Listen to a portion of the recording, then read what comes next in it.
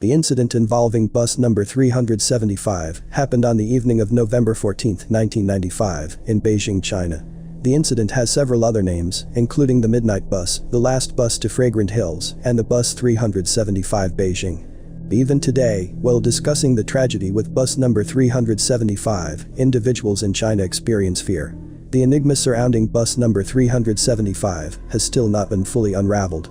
I will take you through the complete story. So that being said, as always, sit back, relax, and enjoy rest of the video.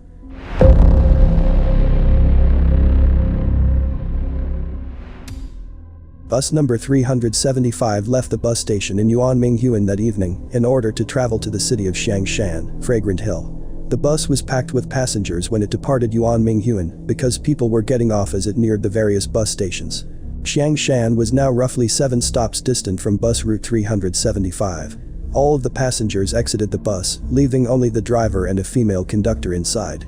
The elderly woman, a little kid, and a couple board the bus of route number 375 at the bus station. At this point, there were 6 persons aboard the bus. 4 passengers and 2 employees. 6 stops remained till the bus arrived at its destination as it started to move. On the bus, there was perfect quiet. Due to the isolation of the location the bus was traveling through, just the sound of the bus engine could be heard. The bus driver notices 2 passengers waiting at the bus stop around 4 stops before the destination. The bus was halted since the driver realized he was a passenger as well. These passengers board the bus through the back door. When they were standing at the bus stop, it was 2, but when they got into the bus, it was 3. The third individual was situated between the 2, and it appeared that the first 2 were in favor of the third.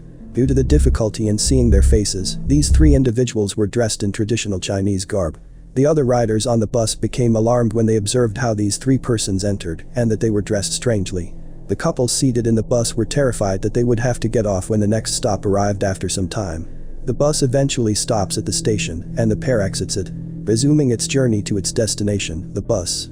A small child, a senior citizen, 2 bus employees, and those 3 passengers made up the bus's current passenger roster of 7. The youngster was seated in the seat directly in front of the elderly woman in the middle of the bus, while the other 3 passengers were seated at the rear. The elderly woman kept turning to face the 3 passengers, and every time she did, she became frightened. After some time, the elderly woman gets out of the car and begins berating the youngster in the front seat for stealing her pocketbook. The elderly woman did not pay attention and immediately began berating him. The bus driver approaches the elderly passenger after hearing her voice and inquires as to what transpired. The elderly woman claims that my handbag was taken by this youngster, says the lady. The lady conductor spent a lot of time explaining to the old woman that this small child could not have stolen her handbag and that it had to have dropped elsewhere. The elderly woman refuses to agree, saying instead, "Drop us both at the next station. I want to take this young boy to the police station," despite the lady conductor's best efforts.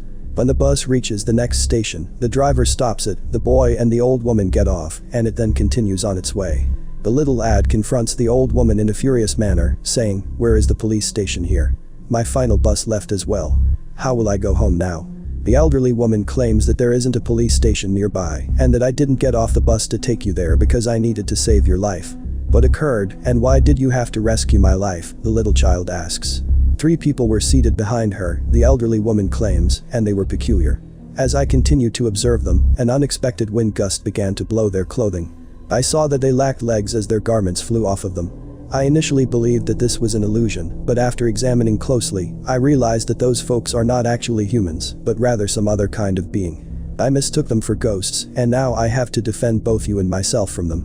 I lied and said you stole a pocketbook so we could get off the bus without anyone seeing, especially those 3 people. If it was so terrible, why didn't you speak with the bus crew? The little lad questioned. The old woman claims that I spoke with the conductor, but she merely said that this is your illusion and nothing more. The small youngster asks, "What should I do now?" The old woman advises that we go to the police station and inform the police of everything. They both went to the police station and told the officers everything there. However, the police did not file a case and instead advised the group to return home while they handled the situation. The small kid and the old grandmother both went home. Officers from the Changshan bus terminal discovered that the bus number 375 from Yuanmingyuan to Changshan had not yet arrived at the bus terminal on the morning of November 15. The bus was last observed at the 4th station before arriving at its destination, according to Changshan bus terminal personnel. Even after extensive searching, neither the bus nor any of the crew members could be located. As a result, the authorities filed a complaint of the bus's disappearance at the police station. The missing bus is reported to each police station that the bus went by the police officers of Changshan. The elderly woman and the young man had gone to make the complaint when word of bus number 375's disappearance reached the police station on the evening of November 14.